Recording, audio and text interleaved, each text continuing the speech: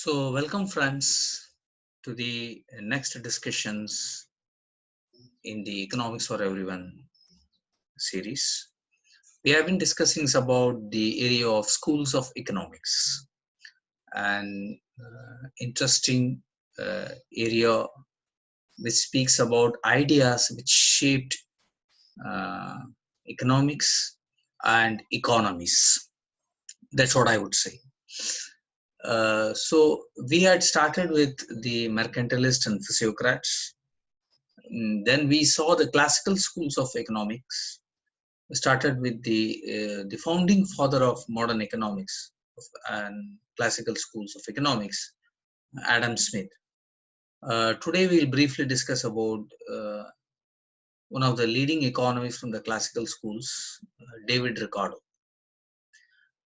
David Ricardo, like Adam Smith, was a classical economist and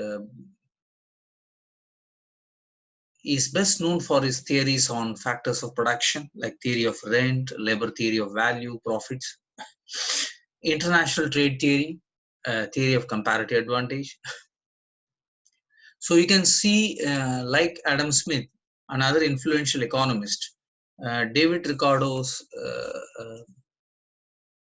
idea have influenced the various areas of economics. Yes, so he has worked on various areas of economics and contributed to the evolution development of economics and specifically classical economics, which believed in the what we call the market forces, what we call it now, or less intervention by the government, what you call laissez-faire economy. Thus,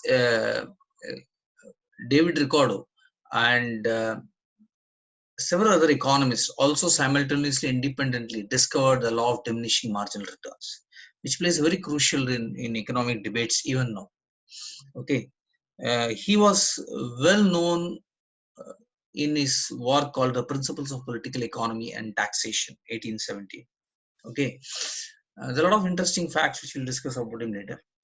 But it doesn't mean he's supportive of every aspects of what the theory of uh, classical economists or physiocrats or mercantilism. In fact, he was very critical about the Britain rule on the slavery. He said it is a stain on the nation. Okay, that's one of the heavy criticism on the country as policies. Okay, uh, in fact, in his theory of rent, he was very clearly he's got a famous statement. It is the rent is the reward for using the original and indestructible power of the soil. Okay, and remember, the majority of the people in those days depend on agriculture. It was a major sector.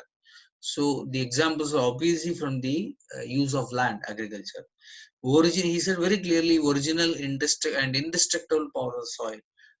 Very well indicating if you keep using it and exploit land resources, even the quality and the power of the soil will go down, as we can see now how happens, how the soil erosion causes environmental degradation, a lot of other related issues.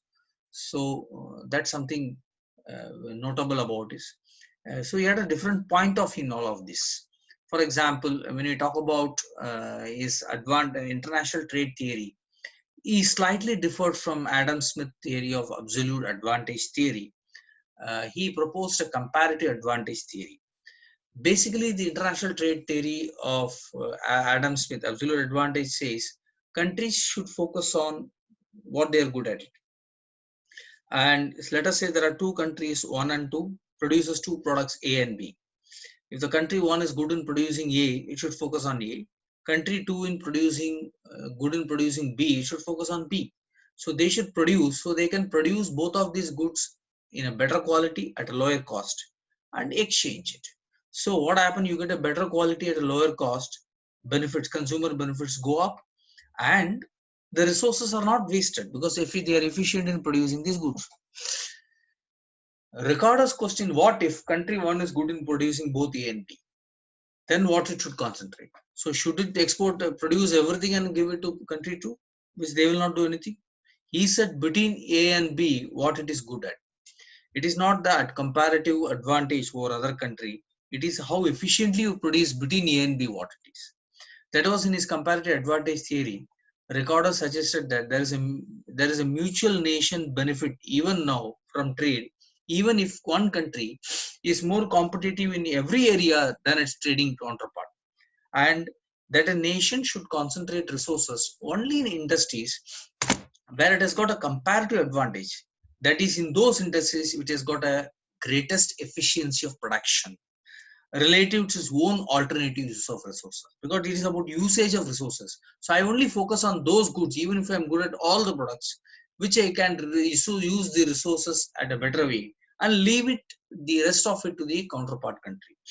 So he says, I repeat it, it says very clearly, um, he suggested there is a mutual national benefit from trade even if one country is more competitive in every area than its trading counterpart, and that a nation should concentrate resources only in those industries which has got comparative advantage, that is in those industries which it has got greatest efficiency of production relative to its own alternative use of production, rather than industries which it holds competitive advantage compared to rival nations. Okay, thank you. We'll catch up in the next discussions.